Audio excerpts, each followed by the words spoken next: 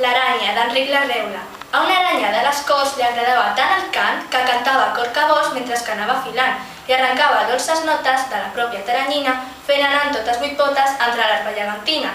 Per això, tots els mosquits, mosques i altres animals, en sentir la seva veu, s'oblidaven dels seus mals i abans de ser degluïts li deien embadalits que es fes sòcia del Liceu i Joventuts Musicals.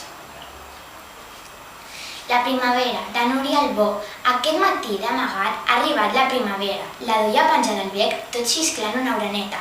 L'oreneta ha alçat el vol i amb un cop d'ala lleugera ha segat uns raigs de sol i ha florit tota la terra. Rata d'escala, de Miguel Desclot. Això era una rateta que embrutava l'escaleta i escampava uns cagallons menudets com perdigons, fins que un dia li van dar metzinetes per sopar. Va deixar així la rateta d'embrutar aquella escaleta.